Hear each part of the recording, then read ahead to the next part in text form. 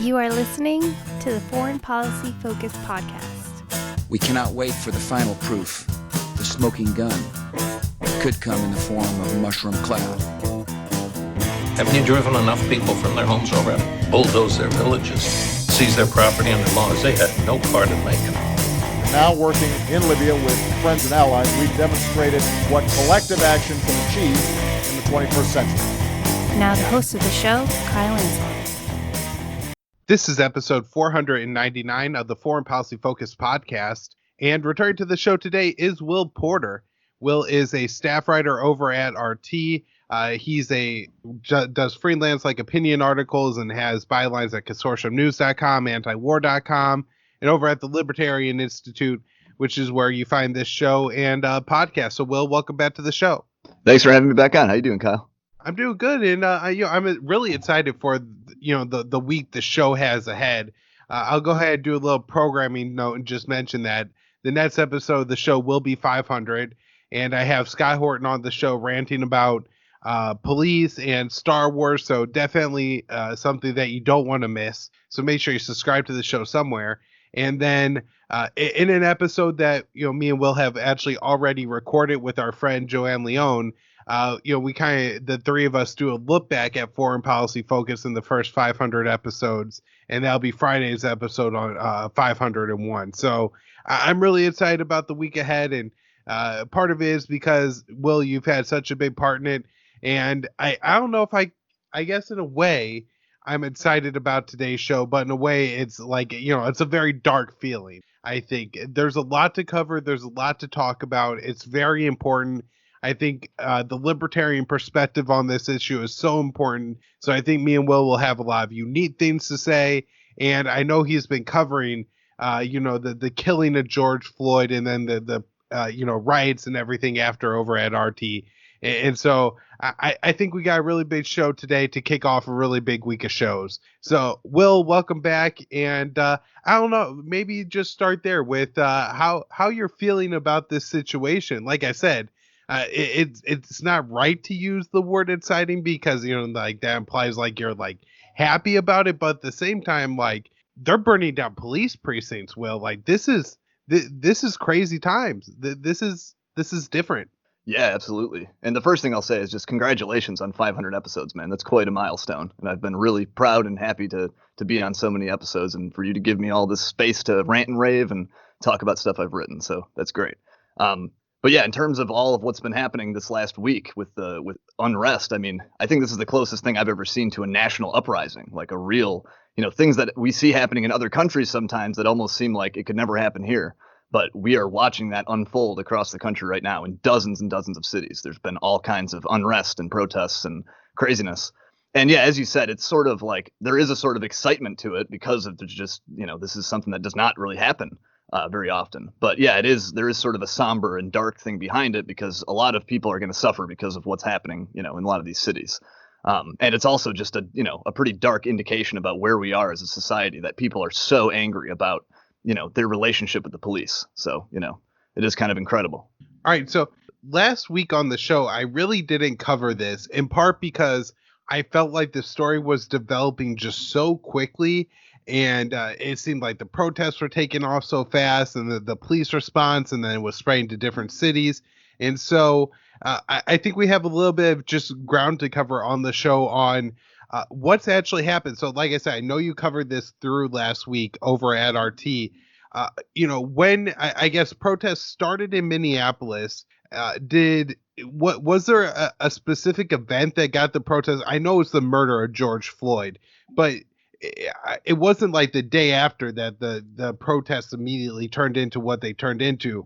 So did the prosecutor announce something, or was there anything particular that seemed to start the protests, especially moving not just from protesting, but also the looting and rioting that we'll talk about. So I don't know, just kind of maybe a little bit of a timeline here, Will. Yeah, sure. So I'll just say first, the thing that I think really kicked off the most unrest was the lack of charges for the police that ended up killing George Floyd. And so that was what people, the the local attorney and I think even the Department of Justice had been talking about how they were looking at charges and stuff, but that was really like the boiling point, is when people saw that they thought they weren't going to be charged, and so that's when sort of the unrest broke out. But yeah, let me kind of swing back and just like, give a chronology of what happened here. And maybe too, if people aren't too familiar with what happened with this George Floyd guy, I should probably start there too.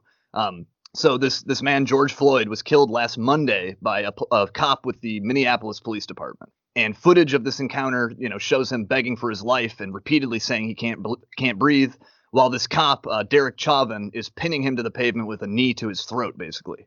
And that went on for 8 minutes straight. And the police claim that this guy put up resistance, but for this whole 10-minute video that we have, the guy is totally incapacitated. He's on the ground. He's in handcuffs. And there's actually another video that's since leaked, like security camera footage, that also doesn't show him resisting. And it's not totally clear, but it also looks like the cops are actually beating him up in the back of the squad car. It looks like that. And this is before he ends up on the ground, where he ends up dying. And so it seems the cops pretty much just lied about what happened here in terms of him putting up resistance and all this stuff. And to make it even worse, during this whole encounter, there's actually a group of people filming this and like yelling at the cop to get off of him, saying like, you're going to kill this guy. And the cop just sits there on top of him for like 8 or 9 minutes. And Floyd loses consciousness on film, and he stops responding. He pretty much dies there right on the spot as people are literally watching and saying, get off of him, you're going to kill him. And so that video goes viral, and people, understandably get enraged.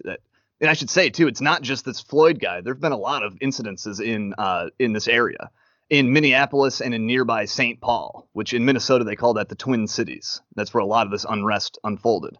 But you have these higher profile cases over the last few years of Jamar Clark and Philando Castile, who were both shot by police. And so this is kind of a continuation of some of that. And the officer that killed Floyd, Derek Chauvin, had 17 complaints against him over his career. And the official records don't really explain what they were about, but apparently he did have some issues with the community before. And then also over the last 8 years, there have been 2,600 complaints filed against this specific police department in Minneapolis. And according to the New York Times, only 12 cops from there have been disciplined in all of that. And I think the heaviest penalty was a 40-hour suspension. And so, people had a lot of issues with these cops in the city. And so this was not just one incident. This is like an ongoing thing for years, that, the problems with the police. And I should say, too, that in this case, Derek Chauvin and a few other officers who were involved in Floyd's death were actually fired, like pretty soon after it happened, I think on the Tuesday, the next day. But at this point, people were demanding murder charges for these officers. And so protests started on that Tuesday in Minneapolis because of the no murder charges.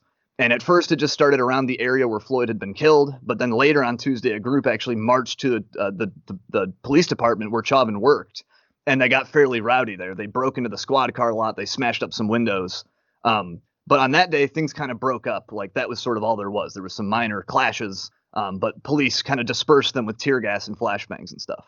However, on Wednesday, and this is when there's still no charges yet for the officers, or for Chauvin in particular, people came back out on Wednesday and got way more aggressive. And by the evening, this is when things actually had escalated into a full-blown riot.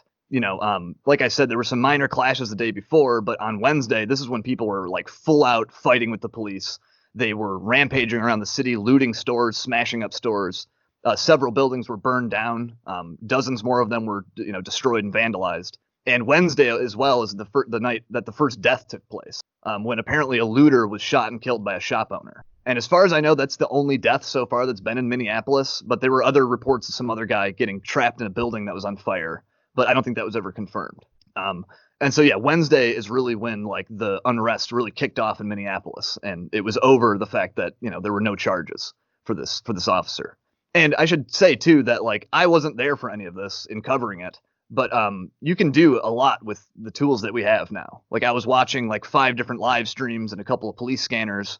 And, you can see and hear things that are happening all over the city at once. And so like social media and these videos and basically the hive mind of the internet, like really is helpful in covering these things. Like it's kind of amazing what you can do, even not being there. Like you can like confirm locations through Google Street View, like you can, cross-reference like landmarks and stuff. So anyway, it's kind of awesome what you can do there. Right. Well, and I mean, it goes down to like even the smallest level. Like, I'll give a shout out to our friend Stephen Clyde, who's been going out to the protests in Denver and I think largely kind of standing with the protesters peacefully against the police, and pointing out police brutality, and I'm sure making a lot of great libertarian points while he's out there. But specifically, especially at night when things start to get rowdy, I've seen him going around the city and kind of filming what the police are doing and live streaming into Facebook.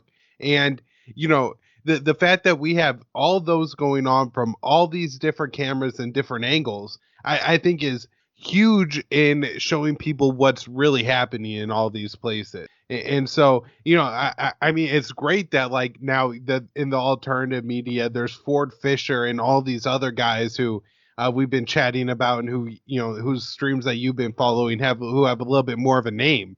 But video is video, and so it doesn't matter who's taking it really. And I mean, I just got a new iPhone, and man, the video quality that comes out of these things is nearly what goes on TV anyways. And so, it's very obvious what's going on, and you can really break down the details and see it all.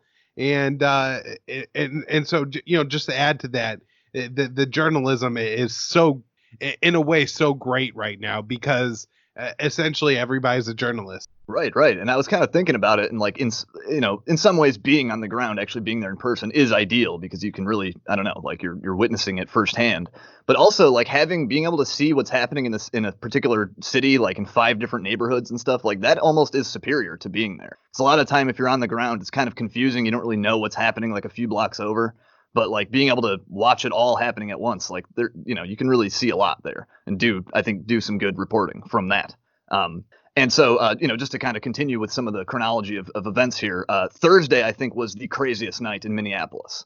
And this is the night that the protesters forced the cops to abandon the police station, the 3rd Precinct headquarters, specifically where Derek Chauvin worked. And they stormed the building and they set it on fire. Like, it was insane. I've never seen anything like this in my life. And as we were just talking about with these live streamers, there was a live streamer inside the police station as it was being ransacked and looted and set on fire. It was incredible just to watch that happening in real time. It was just crazy. You could hear ammunition and storage going off because of the fires. Like, it was really a tense, frightening situation. Like some real like revolutionary excess or something. I don't know. It was like it seemed very dangerous. And it's kind of interesting because after the riots started, the cops kind of just like gave way and like let the protesters pretty much destroy the city. Like I said, they kind of like abandoned the police station. They did group around some specific areas, like key infrastructure, they call it. But mostly they didn't really go around clearing any areas. They kind of just let people rampage. And the same with the fire department. Like, they were kind of afraid to go out and put out fires. So a lot of these buildings were just allowed to burn. Like, I think dozens of buildings ended up being allowed to just burn down. And this is something we saw in Ferguson, right? Like the real bad night of protesting there, or rioting there, where essentially at some point, I think the police pretty much only defended the police station and city hall and stuff like that. And everything just burned. And I think for a very long time, at least, the fire department didn't show up to a lot of the scenes just because there wasn't police there to secure the scene.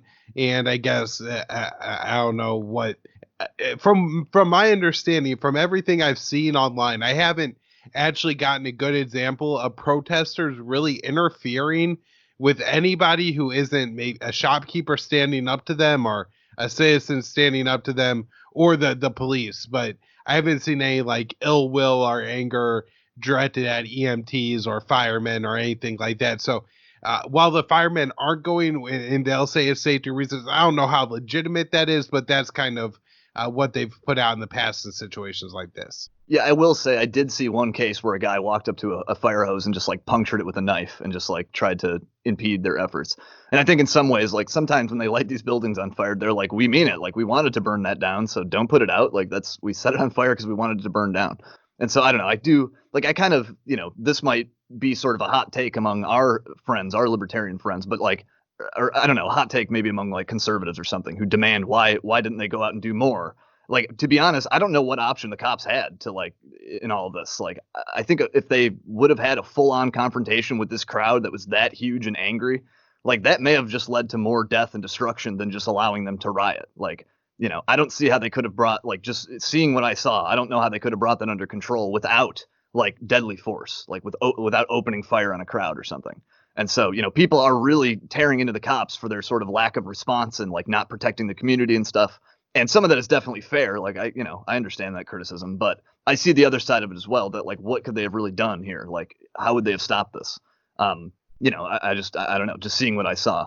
And so Friday was the last day that I actually covered this, where I was like following it really closely all day.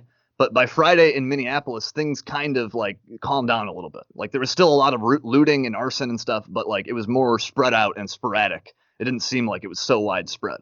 And the important thing about Friday is that the cop that killed George Floyd, Derek Chauvin, he actually was charged that day with third-degree murder and manslaughter. And so that may have had something to do with calming things down a little bit. And that day also the city had imposed an 8 p.m. curfew, which they were actually supposed to enforce with the National Guard. But that didn't really happen. That didn't really stop there were still some protests. I know some people were still angry the cop didn't get harsher charges. I think it was like third-degree murder and second-degree manslaughter. And I know there were some people at that point who were just committed to like, rioting and breaking stuff. And so, Friday was a little less hectic, but like people still completely ignored the curfew, and the police and the National Guard who were supposed to enforce the curfew kind of disappeared. And like, it was kind of weird. They, again, just like didn't really have a presence out there. And so Friday people had gathered around a different police station, the one, not the one they burned down and stormed, but, and they were pretty peaceful around that police station. It was nothing like the night before. Like they kind of just chanted slogans and stuff. But still, in other parts of the city, there was rioting and looting and stuff. And then, after midnight on Friday, that was when the cops finally sent out like like basically an army of police officers, and they started clearing people out. And so from then on, things kind of started to die down a little bit in Minneapolis.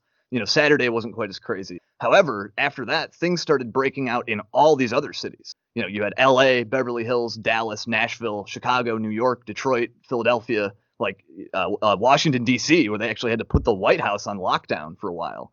There's too many to even Louisville count. was another big one. Yeah, Louisville. And that was, I think, in part response to the Breonna Taylor murder.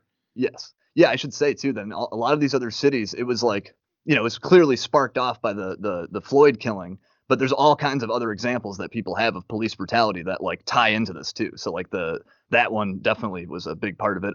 Eric Garner, like that was another thing in New York. His last words were like almost verbatim identical to George Floyd's last words, which is "I can't breathe." Eric Garner was killed in New York by a police chokehold. And so all these other things are, people are mad about that too. And so it's popping off in all these other cities. The last I counted 38 cities where there were protests. Most of them got violent. Like there was only a couple where people actually, maintained, a peaceful protest. But there have to be more than 38 now. And like I should say, Friday too saw some intense protests, but Saturday was like there was full blown rioting in like dozens and dozens of cities. I think 1,400 people ended up getting arrested. 25 cities had curfews, and National Guard troops were activated in a lot of these different cities where there were curfews and stuff. We were talking about this a little bit with Joanne, but I do think that like organized like leftist agitators were behind some of this. It seems pretty clear that like there was some like, left-wing groups. Like you can just hear the slogans and stuff. There's all kinds of stock leftist slogans you hear at all kinds of protests. And so I do think there was like that contingent, but I also think this was a fairly organic thing. Like I think this is just like an expression of rage against the cops and the state. And again, it was definitely the closest thing I've ever seen to a national uprising in my, nearly 27 years. And it was pretty incredible to watch this from like 10 different angles in 10 different cities to see this all going down at once. So it was just, that has been the last few days is just watching, cities burn in the United States, basically. Yeah. So I guess I should say that, we're going to record this about 12 hours before I'll actually run it. And so whatever happens on Sunday night isn't going to be included in the show. But from talking to people around the country, one of the interesting things about kind of doing what I do is my work is digital. And so everybody I know is in a different city. And so I'm talking to people from, New Jersey and, St. Louis and Wisconsin, just other places around the country. And there's a lot of people telling me they're getting text messages from the government saying that there's going to be imposed curfews tonight. And so I don't know how that's going to play out. And I'm sure some of the questions I kind of have for Will to come. So to get in the analysis of this a little bit, and I guess I'll just say for myself at the start here that this is an extremely complicated issue, and anybody who tries to, I think, simplify it and pretends like they understand everything are missing things. And so I'm certainly, especially since we're not going to go on for 5 hours, we're not going to be able to cover every aspect and every issue, and I'm sure I won't give enough importance to some stuff and pay too much attention to other stuff. But generally speaking, I think there's a lot of important things going on that are really being either misunderstood or, more importantly, misreported. And to really get into that and break it down. But I guess one of the positive things to say in all this, Will, and there's not much positive that could come from watching that excruciating video. I mean, to sit there through 8 minutes of that, knowing that he dies at the end of it, and that at no point that he doesn't get off of him, it's incredible. It's a crazy situation. And then I guess as a libertarian, to sit there and understand that because these guys are wearing uniforms and special badges, that had I been there, and I'm not saying that I would have had the courage to do this, but had I been there, I'm a big guy, right?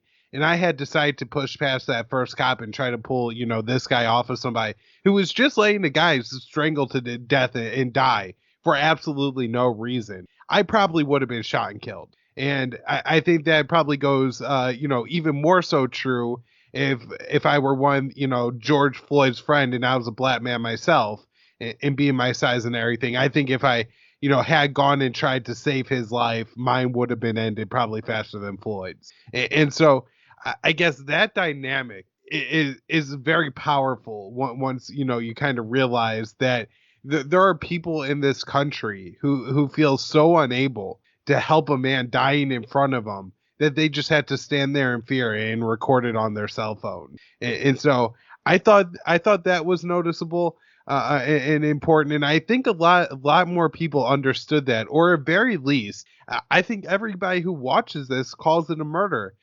This wasn't the case with Michael Brown or Philando Castile or Alton Sterling. Like, they always come up with like some excuse as to why this happened. And yes, there are like right-wing agitators on social media who are either just stupid racist or, just intentionally being agitators who will say, this guy deserved to die. But from Donald Trump to Mitt Romney to everybody else, they're calling this a murder. You know what I mean? So I guess that's what I'll say is that this was an extremely powerful event, no matter how negative it was. And I think even Meghan McCain, I think, called this a murder. So I think if you're able to have that outcome, that's a step in the right direction culturally. Right. Yeah. And I do think that, like, as you're saying, this with George Floyd's killing, especially on this video, like, it's especially the feeling of helplessness, I think, really does come through here when you have this group of community members standing there watching this and like begging the cop, please get off of him. You're killing this guy. And like you said, there's nothing they can do. If anyone tried to put up any resistance, they probably would have been shot. And like, under the law, quote unquote, rightfully so, that would have been the cop probably would have been justified in it because, hey, you charged an officer. You can't do that. And so that really does kind of highlight just like this, crazy double standard with police officers. They have this power and this authority that people feel helpless under, that people feel like they, you can't resist it, or else you're going to end up, another Eric Garner, another George Floyd. So I really do think that comes through in this video. So, one of the next things that I think is just important to point out from one perspective, when, people are talking about the charges and those not coming fast enough, I feel a little bit sympathetic because I think it's probably a very difficult position to be that prosecutor and to be picking out the charges right now for, hopefully they do plan to charge in some way all 4 of these men. But, like, if you overcharge, it could actually hurt your case. And in fact, in the past, I think that's been something that happens with cops is they, go ahead and charge them with first-degree murder, which requires premeditation, which is something they have no ability to prove. And so the guy ends up getting off. And so in that sense, it's pretty complicated. But then in another one, you just have a bunch of eyewitnesses watch one man strangle another man to death for absolutely no reason, while 2 other guys held him down and somebody else made sure that nobody else interfered. And so if it were anybody else in the United States other than police officers or maybe military, in some way you work for the federal government and you get to carry a badge, you're going to jail on the spot, and likely you won't be coming out for the rest of your life, or at least not until you're a very old man. So I don't know if you have anything on that, Will. Yeah. Like again, I think that hits on sort of that double standard that, like, if there was evidence of us like on video killing a guy, like that would result in indictments pretty quickly. However, like as you're saying, I think the county prosecutor, the Mike Freeman, the guy who actually had the decision to make to charge these officers, he did make this argument. He brought up the Freddie Gray case where he said that they brought charges way too quickly in that case, and it resulted in no guilty verdicts. They all got off. And so he was like pleading with the public, like, please give me time to like build a case and make this rock solid, or else we're not going to end up with like justice for these killer cops. However, again, like, there is sort of that double standard where it's like, if it were anyone else, it probably would have resulted in arrest a lot quicker. Like they wouldn't have been given the benefit of the doubt for this investigation, Right.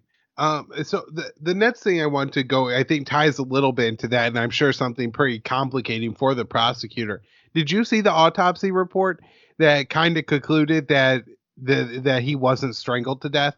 Yeah, I had heard that. Like, so I didn't actually read I should have read the autopsy report itself, but I had read that there was some like underlying health condition that they were trying to blame, I think. Right. So I thought that the most interesting part about this is that pretty much every Republican didn't immediately adopt this narrative and kind of realize that, yeah, he was strangled to death no matter what the medical, why, like, and I guess part of it too is you realize that, like, I don't know, you're young and in okay shape, Will, so maybe a cop could knee on your neck for 8 minutes. But, for most people, once they get to middle age or so, that's really not the case anymore. It's going to crush you pretty quickly. And this guy looks like, I only see him kneeling, although, they posted some other pictures of him. But he seems like he probably weighs, like 250 pounds. Maybe a little bit more, maybe a little bit less, depending on what kind of drugs he's on. So I don't know. Do you have anything on the autopsy report? I know you just said you didn't read it.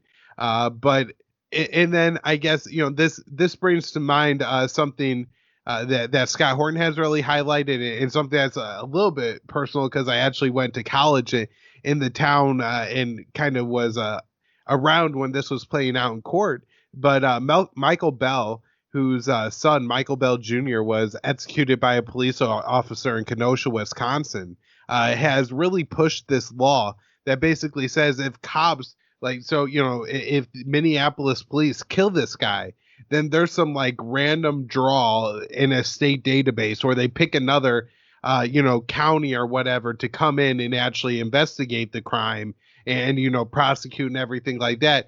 That way there's less chances that there's like conflict of interest, and that, this prosecutor's worked with this cop on 100 cases already, and, they have beers on the weekend and they have beers with the judge too. So yeah, I don't know, that seems to me to be something that could, I think, alleviate some of these problems. Yeah, absolutely. Like, as they say, as the founding fathers said about the government, pitting ambition against ambition, not having this one, all these guys who are all very incestuous and all great friends, good buddies in the government. You want to have sort of like antagonistic forces. You want to have a prosecutor come in who's like wants to get to the bottom of this. He doesn't just want to help out his buddies. Because like you said, the cops always build up like, good relationships with the judges and the district, attorneys and prosecutors and stuff.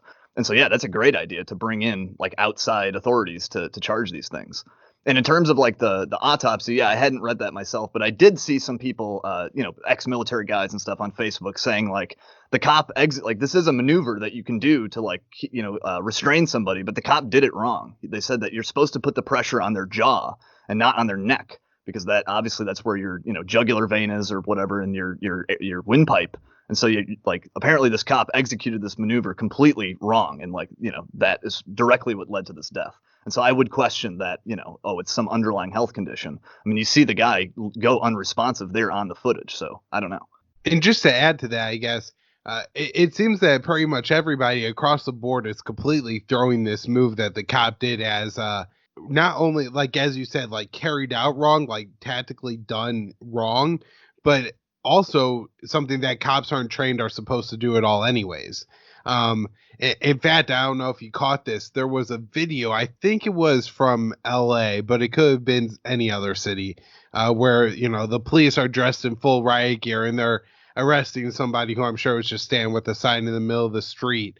And one of the cops has is in the same position that, the cop used to kill Floyd, right? And it takes the other cop like a full minute to pull him. Like, he has to physically pull the other cop back off of his neck. And, all he really does is shift it another 6 to 12 inches down his spine, which, I'm sure as far as like, it being good for us in the long run, having two very heavy men lay into our spine, especially this person was on the smaller side. I'm not saying that it was a child or anything, but it wasn't like a well-built man or somebody the size, 250 pounds or anything. And so, you think you cause serious bat damage with stuff like that.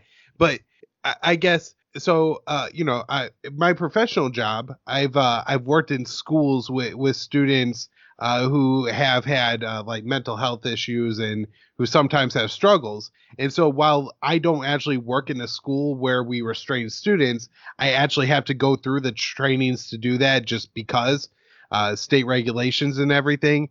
And so if I did any kind of restraint that wrong, I'm sure I would be fired immediately. My license would be, and yet cops could basically, kind of interact and handle us in any way they want. And there's very little consequence to it at all for them. But for us, it could result in our murder, as we see with George Floyd. And so, I don't know. That was just my little added part there. I think the next thing I wanted to get to you with, Will, is just where do the protests turn violent? And I know it's impossible to pin down, and I guess there's a difference between violence as as a libertarian who believes in property rights, there still is morally a difference between looting a store and beating someone, right? Like Right. one is worse. And if people are looting stores, that's a terrible thing. But some of the violence that I've seen on behalf of the cops is completely unacceptable. And so it seemed to me a little bit like the police overreacted and really tried to stamp out something that was maybe an agitated protest, but wasn't a riot. And then it led to riot and looting. Yeah, it does seem like on the Tuesday in Minneapolis, when like things started, like that was the first day of protests, they did start off fairly peacefully, and it seems like they did meet a little bit of like police resistance. Like, it did seem the cops sent out some guys with tear gas and riot gear and stuff. But it eventually, that like the real, I think, like the beginning of the violence really sparked off when they marched to the police station, and then the cops, they definitely adopted a much strong, more hostile stance when they went to the police station. And there was footage of them breaking into the squad car lot and smashing up cars and stuff. So that was like where things really kicked off. Unfortunately, at that point, there weren't a lot of like long-term live streams. We're mostly just seeing clips of that, like a 20-second clip here and there of them breaking into the squad car lot. So I'm not 100% sure of like the intricate, like specific things that led up to that. Like, I'm not sure if the cops, if they had initially instigated this by firing tear gas when it was unnecessary, because that happens all the time. I mean, we just saw that over the last few days. Like in Detroit, I know people were peacefully protesting and the cops just decide to shoot tear gas at them. And that often, like, people get mad about that. They're like, what the hell? We were protesting peacefully and now you're, hitting us with tear gas. And so oftentimes that will spark off, like, things will already be tense, but that is like the thing that, really puts it over the top. But yeah, so it seems like, the police had some role in this in terms of their response on the Tuesday. But yeah, by Wednesday, it does seem like people were just angry. Like, it was just rage that was, being expressed. And on Wednesday, the cops had mostly like vacated a lot of areas. And so, yeah, I just think these things also do have a dynamic where they kind of, spiral out of control, where one thing gets destroyed. All it really takes is like one or two people doing that. And a lot of people get the same idea, and, it draws out others who then come and, join them. And then before you know it, we do see things like looting and, stuff like that. Unfortunately, I do think there's like some opportunism that comes with that too, with the looting. People see free stuff. It's just, human beings will go and join into that, I think, unfortunately. Yeah, so let's get into like kind of the actions of the protesters, and then we'll get into the actions of the police, and that way we make sure to make everybody who isn't a strict libertarian upset. on today's show. Um, so it seems like they're, especially during the daytime, although it, at least on Sunday, it seems a little bit different where I saw more videos of looting, but the protests were large and generally peaceful. Although, I mean, there's a whole nother show we could do on what happened to coronavirus, which seems to like, where a week ago was suicide to go out and protest the end of one of these lockdowns, and then you had the streets filled with people. And look, I'm not saying that those people shouldn't have been out there and shouldn't have been protesting, but the fact that that story was dropped so quickly, it has shocking. Well, I guess in a way it is, but yeah, that is something that is crazy how it's just kind of like gone away. When at one point it was the worst thing to like happen to humanity in 100 years. And this week, I mean, yeah, there's some riot and looting, but as far as I could tell, only two people had, George Floyd and then the one person looting are the only two people who had been killed. And so, people were talking about, pandemic and 100,000 dead.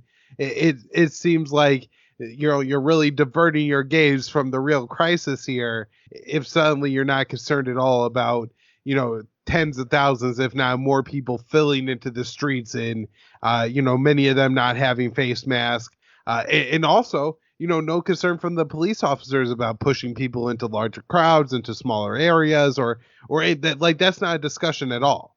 No. And so, yeah, like maybe I'll let you just comment on that first. Like, have you noticed anyone like really stopping to say like, they're not doing this, or the police shouldn't be forcing them together, or that the police aren't social distancing?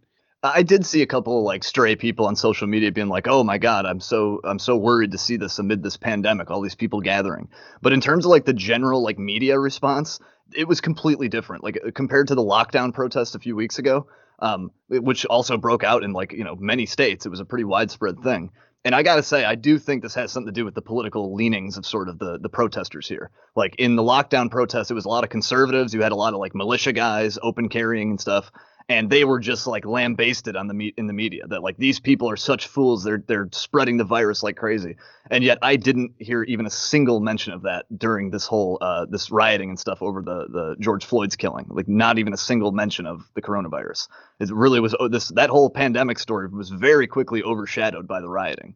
It's interesting to see. So some of the like violence I've seen on behalf of the protesters, and that includes the riot, like the Black Lives Matter, that general side of this, the non-police side, the citizens, maybe is the way to describe it.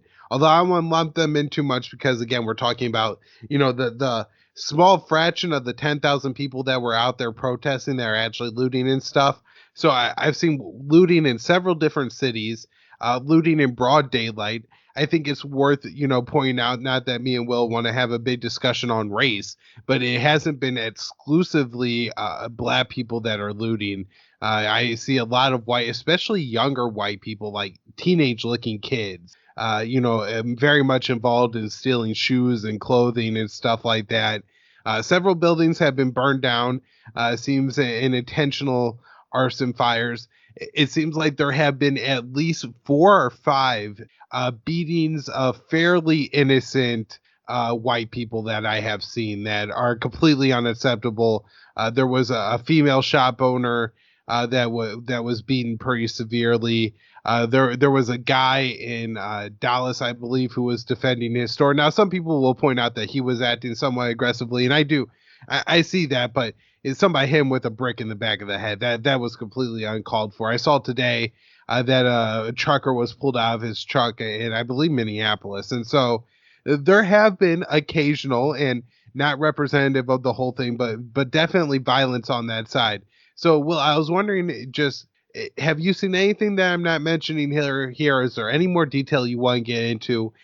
Do you see specific factions of, the general Black Lives Matter movement that are acting more violently than because again, the larger group isn't. It's not like all 10,000 people who marched down the freeway then went and looted the city.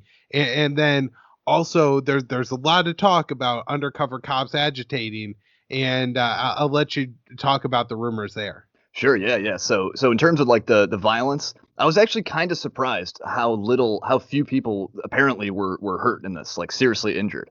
Now I'm sure, like, there have been protests in so many cities that I have not had the chance to go and look back and see, at all the casualty count and stuff. But it doesn't seem like there was that much like bodily injury that happened here. Like I think there were a lot of minor injuries, scrapes and bruises and stuff. But in terms of people ending up in the intensive care unit or something, I don't think there was too much. I know there was the clip. I forget where it was. There was a guy who had gotten out of his car in the middle of traffic and pointed a bow and arrow at the protesters, and they mobbed him. And like, I don't know what happened to that guy. He got beat pretty severely though, and they destroyed his car. It was a very frightening scene of like mob violence going on. And I know in Detroit too, there was a drive-by shooting at one of these protests where I think somebody ended up in the hospital. So there has been some violence like among the protesters themselves, but a lot of it was confined to like property destruction and stuff too. Which, as libertarians, I'm not cool with that. Like, there's that makes a lot of people suffer, I should say. Like, there was a clip of this one African American old lady, like, just crying and like totally beside herself because she's like, where am I going to get my medications? Where am I going to get my groceries?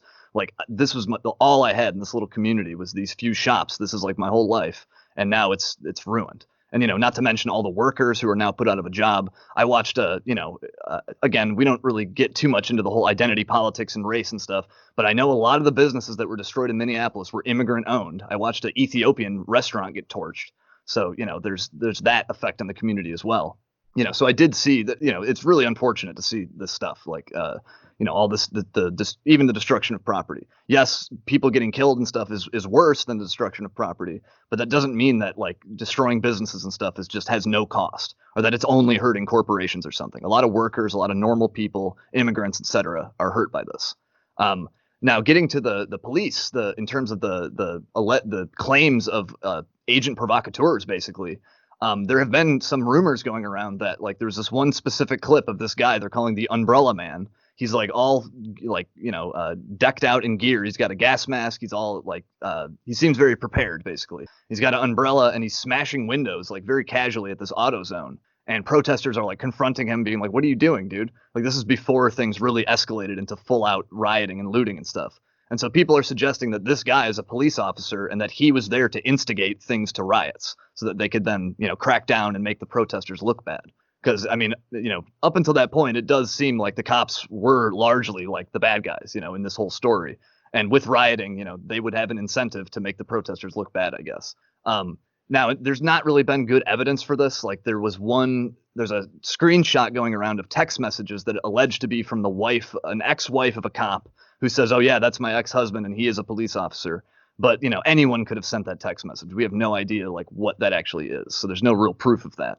But there was, I know in another clip, there was another mysterious looking umbrella man who's like acting kind of shady, who like puts a rock in his pocket, like he's about to use it later or something. And so there have been some rumors going around of provocateurs. But then on the other side, too, there's been rumors that like, outside leftist agitators are coming in to do this. And it does seem like there were people like that there. If you watch some of the live streams, they do a lot of like street interviews. And some of the people you can tell are just random people who are just out there. Some of them, though, have very specific political views that they're expressing. And it does seem like they are sort of in that like radical left, black bloc, Antifa kind of contingent. And so I do think there was part of that, too. I do think those people were there stirring things up a little. So real quick, I don't know if you follow the little part of the story where I believe mayor put out like 80% of the people were from out of town and highlighted that a lot of them were white supremacists.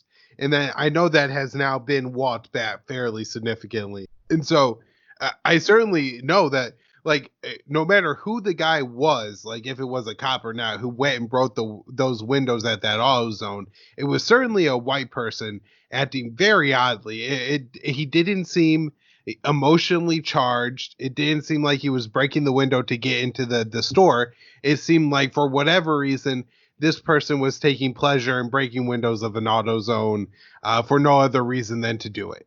And so that's very odd behavior. We could say that from watching the video.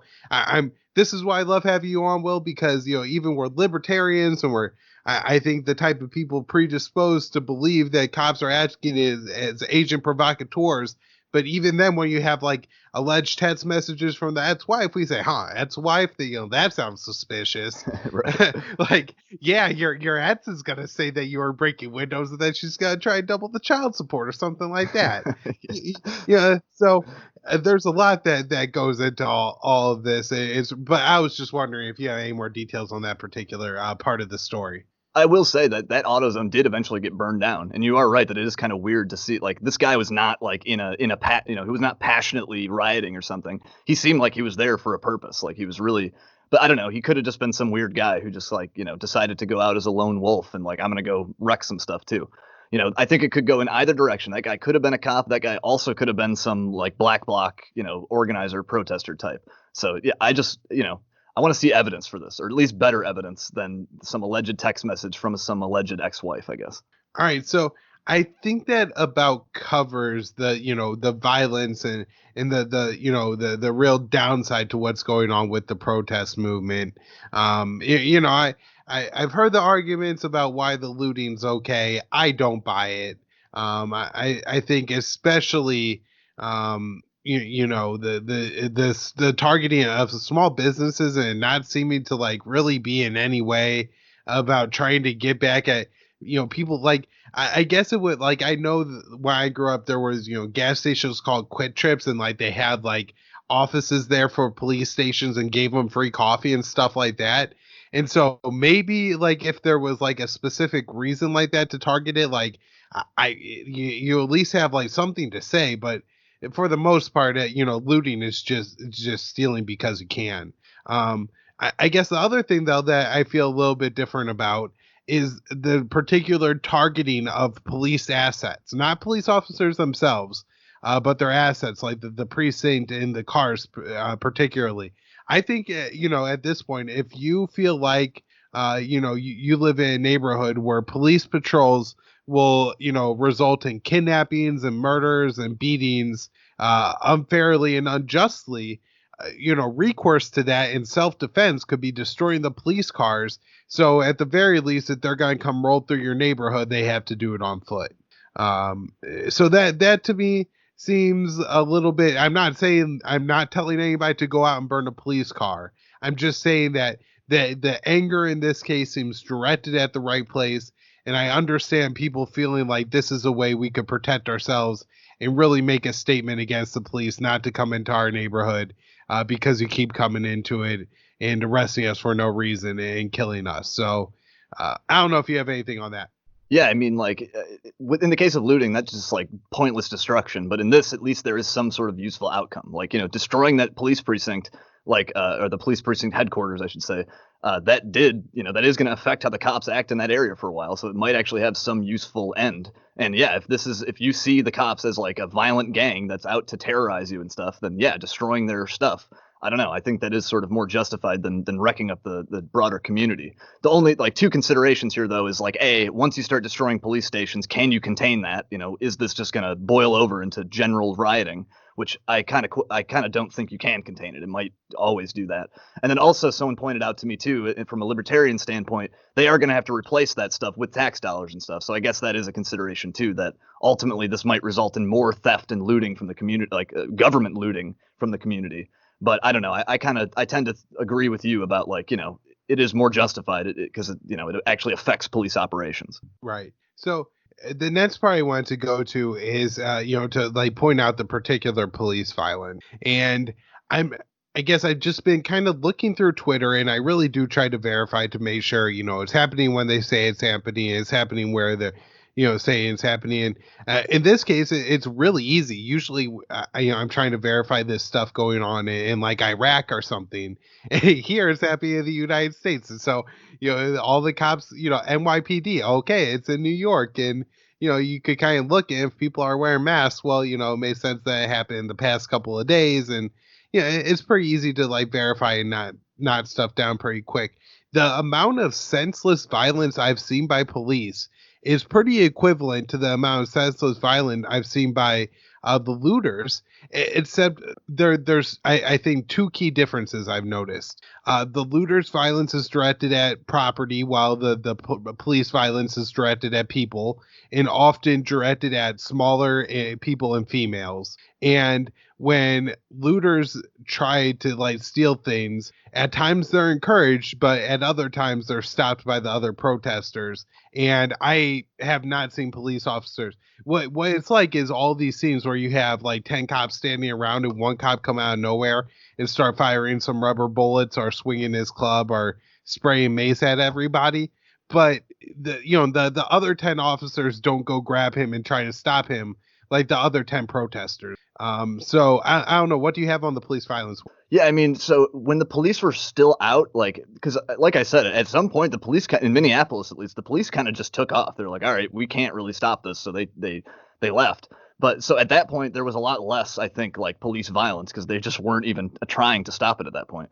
But before that, when they were still trying to make arrests and stuff, I did see the cops beating people up, like punching, like on top of someone, pummeling him in the face, like punching them. And a lot of times it was just some random guy that grabbed out of the crowd. It wasn't necessarily someone who was just like, shooting fireworks or throwing rocks at them or something. So it does seem like the cops were really like riled up and stuff. I know I also saw some local reporters talking about overhearing cops and just how like hoarse and how like, just tired and like stirred up they sound. So like these cops were really like on edge, it seemed like. And but yeah, so before they had sort of retreated, they were unleashing a lot more force in the community. But I think they decided at some point that like, all right, we can either bring out like our rifles and like start, opening fire on crowds, or we can kind of like retreat.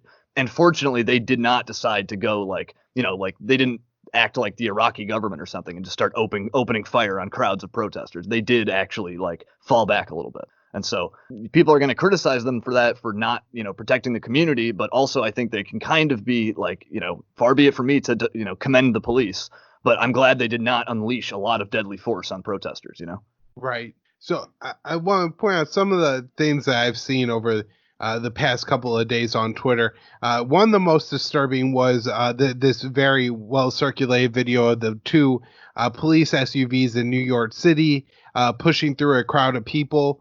And then you had the mayor of that city, Bill de Blasio, defend the move, saying that the one thing the police couldn't do is stay there. And so essentially the mayor was greenlighting that, yeah, if police officers, if you got to run over a crowd of people to get where you need to go, then that's what you're allowed to do.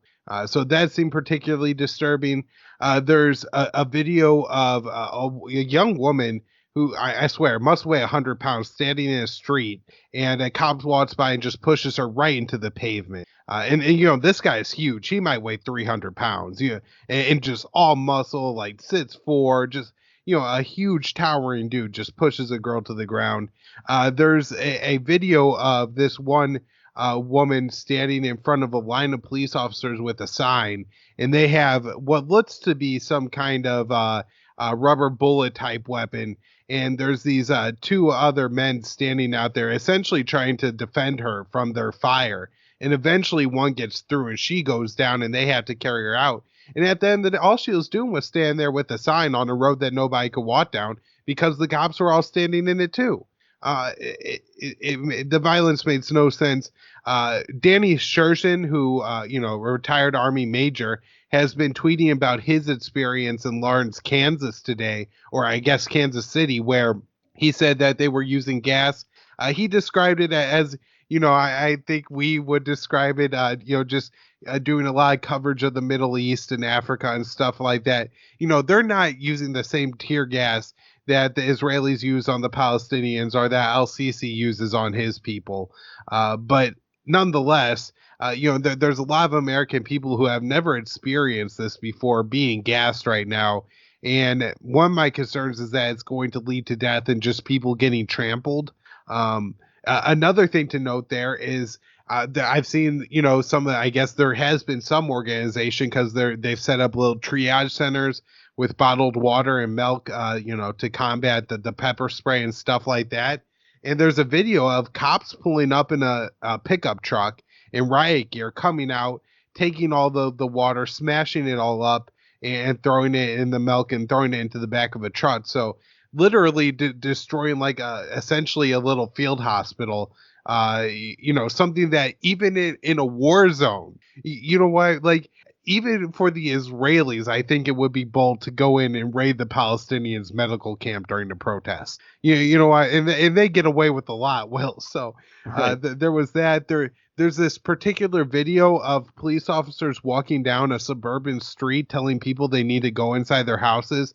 And when they don't, an officer giving the order to, I quote, light them up. And they started firing what I believe were either paintballs or pepper pellets at them. And then there's another case where these pepper pellets are fired at a reporter and their crew reporting. And it's a situation, again, where there's like 10 or 15 guys standing around. Nobody reminds them recording. And there's one cop that just starts firing these. And while they're called non-lethal, me and you have talked about the damage they have caused, and Americans are starting to see that. I believe one woman is either expected to lose her eye or at least vision in an eye now. Yeah, they call them non-lethal, but also sometimes less lethal, because it's like they do sometimes kill you, like getting hit in the face with a tear gas canister. They have these like these grenades that blow up. They call them triple chase. They break up into 3 different like canisters, and if you're right around there when that thing breaks up, like that could hurt you. Like there's stuff flying off of there, and those are projectiles that are coming at you with some force. So yeah, and I did see some reporters getting arrested too. There's a couple just like straight up brought into custody. I know one of the live streamers, one of the cops, I heard him yell over to him and said, "You are the problem, if not the whole problem, at least part of it," saying that like the media is like stirring all this up. And he's like, "You alone, sir, are the problem." So it's kind of interesting to hear the cops, like they had some commentary for the press too. All right, well, that's a perfect transition. If you have anything else to add about the cops, feel free to do that. Well, I guess there is one more thing I just wanted to say, is how cartoonishly stormtrooper the cops look in this case. I do think that their mere presence is to the these people almost an act of violence in this full riot gear with these respirator face masks. They really do look like what you would imagine in 1984 the police looking like. It's quite incredible. They really do look like they're ready to open fire on a crowd of people and to just go through and ruthlessly beat women and whoever else they come across. So I think just the optics of it is very bad for the police. But talking about the media, CNN has of course, found themselves in kind of precarious situations. One of their field reporters got arrested in Minneapolis, and so I wanted to just ask you if you had any more details there, because the governor came out and said I had him released right away, and I apologize to CNN up and down, but it's a very curious situation. I'm sure most people have seen this video footage where they come and there's this guy reporting, and they tell him that he's being arrested on air, but they let the cameraman record through all of it before they arrest the cameraman. It's a very strange thing to watch, but maybe it really is just the police acting totalitarian. And then you had CNN reporting, talking about the peaceful protests when there's literally a fire going on in the background from some rioting and looting. And then you also had protesters, I believe in Atlanta, targeting the CNN office. And so I'll let you comment on any of those that you want. Yeah, sure. So the CNN reporter that got arrested, I forget his full name. I think it's Jimenez is his last name. Him and his camera crew and stuff got arrested. At first, the cops didn't even explain why they did that, but later I guess it was because they failed to like abide by an order. But I don't know. You can go watch the footage. It didn't sound like they really ordered them to move, or if they did, it wasn't intelligible. It wasn't a clear order at all. And so that was their story there. But I do expect one of our writers at RT, or at least someone who freelances there, Alex Rubenstein, he had an article there talking about how, my experience as an independent reporter getting arrested by the police was way less pleasant, because that CNN reporter, they were pretty cordial with him. They didn't like tackle him or anything. It was all pretty calm, and they just kind of led him away. But I don't think they would have, a lot of members of the independent press, they probably wouldn't have treated, that nicely if it weren't CNN. But yeah, it was interesting to see how, there were a couple of mainstream outlets, CNN and MSNBC, trying to characterize and like put the protests into a narrative. And you got this guy standing with a burning building behind him going, "Oh yeah, they've been mostly peaceful."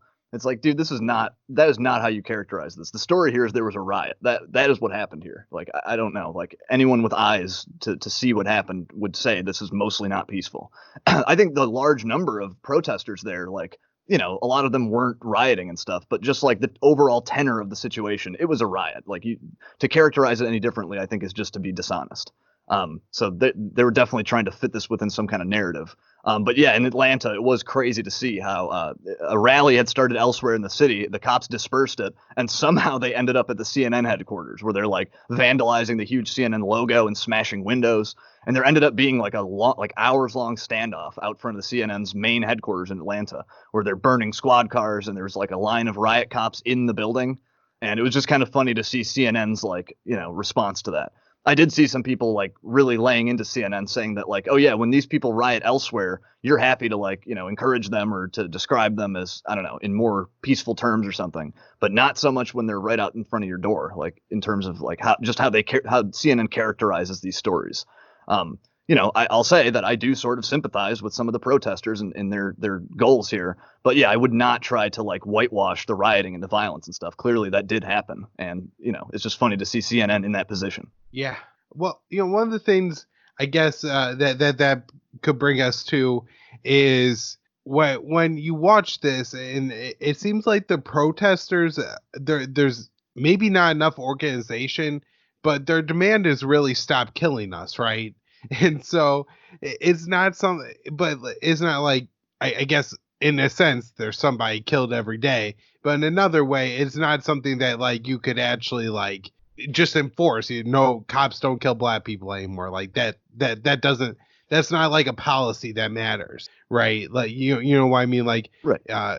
Civilian oversight boards and actually holding police accountable and not having police unions, you know, get their cops jobs back after they've had their 18th, you know, whatever.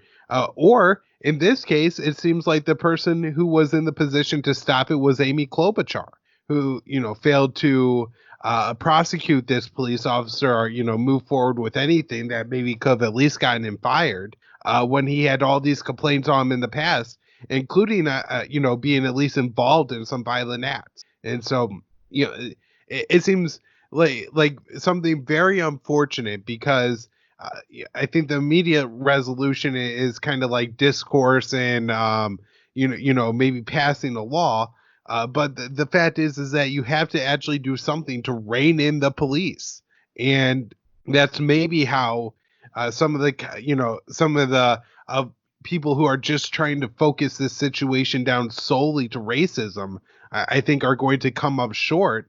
In that, you know, the protests I'm sure will help a little bit, but it's not going to resolve racism, and it's certainly not going to resolve racism within police departments if the police officers remain immune to punishments. You know, especially if they do things to black people. So I don't know. I guess, do you have comments on you know what actually fixes this problem? Yeah, I mean, I think we kind of hit on it a little bit earlier, like bringing in outside prosecutors and stuff to see that these people are actually punished. Because like we do have a legal system. There is a thing in place for when you unlawfully murder somebody that like there's, you know, some means of recourse to punish you. It's just that's totally short circuited because there's such corruption in these police departments and these, you know, DAs and stuff. And so I think, you know, Scott Horton hits on this all the time. And it is frustrating to see some of these like Black Lives Matter activists, how sort of like their take on this is that, oh, racism just has to end. And it's like, sure, I agree. Like, I would love for that to happen, but that's kind of like an unrealistic utopian thing. You can't really legislate racism ending, or you can't really do that. Like, what do you do other than having like a, you know, 100-year social evolution or something? Like, to actually start to rein in the cops, like you're saying, yeah, we do have to do some concrete things. And yeah, bringing in some of these outside prosecutors, I think would be a good start. A couple other things that I guess we could stop doing. One is militarizing the police. There's a good article by Matt Purple at the America's Conservative. It was the spotlight on antiwar.com over the weekend. And what that article goes through is just how the Minnesota Police Department has received weapons. Something you mentioned in your, you know, explaining the background here is that this is a police department that has been violent in the past, and there's been a lot of complaints. And, you know, I was talking to Scott about this, you know, on the show that I'll run with him on Friday, or on Wednesday, excuse me, show 500. And we didn't have the source for it at the time, but it turns out to be true that, yeah, that they trained with the IDF, the Minnesota Police Department. And so, it's no wonder that they're treating us like the Israelis treat the Palestinians if they're going over there and training with the Israelis on how they treat the Palestinians. Right. Yeah. They're definitely not the only police department to do that, too. I think like the LA police department, who's like notoriously corrupt and terrible, I think they also may have trained with the IDF. That's like a common thing for our security forces to go train over there. Because the idea is like, oh, they face the real war. They're on the front lines of the war on terror or something. That's sort of their narrative about it. And so, yeah, that is a common thing for cops to go train with these highly aggressive, IDF tactics. I mean, it does seem to me that at least compared to the, any kind of protesting and police breaking up of riots and stuff like that, even going back to like Charlottesville or before that with, the response to Mike Brown and everything, police are using a lot more gear and equipment. There's reports of all kinds of like more evasive spying stuff going on, but I'm talking about like the non-lethal tear gas. I saw a video of a cop driving down the road just spraying mace out the side of his car. Like they're using it just like it's nothing. The rubber bullets and everything. Again, there's a lot of reports of people just being hit with stuff, because the cops are shooting this off during the day and people are going out to go grocery shopping. You're walking across the street, there's a protest going on. A cop thinks he needs to, shoot off his little, non-lethal weapon and ends up hitting some lady in the side of the face and maybe she loses an eye. Worse yet, it causes some brain swelling or an aneurysm or something and she drops dead. And I don't know. It seems to me that there's a lot more going on as far as using this and just very willing and flippantly. There's no justification for it. And, none of these cops are being charged with assault, even if they're assaulting people. If I went and just sprayed some guy with mace staying in the street, I would be arrested and charged with assault. Yeah, no doubt. And there's sort of like a paradox with these less lethal weapons because like you would think that they would mean less violence or something, but it actually in some cases makes cops more willing to escalate things because they know they have something short of shooting someone that they can unleash on them, because like a cop, he might be less willing to actually pull out his service revolver and shoot somebody. But like, hey, if he has a taser or, bear mace or whatever, like they might be more willing to escalate violence, short of death in that case. Right. So well, then you imagine protesters start throwing rods and then they will start pulling out their sidearms and shooting. And, it could have all stopped with them not macing people in the first place. Man, we've been going on for like an hour here. Well, there's so much more that we could cover in all of this, but maybe I'll let you take as much time as you want. But any other notes or topics that you really want to hit on about this, like lay it out, let people know what you think they need to know, and why libertarianism and freedom is the answer. Yeah, fortunately, I think we did hit on a lot of the major points. We laid out the context, the background of this whole situation. We laid out the chronology of the events in Minnesota.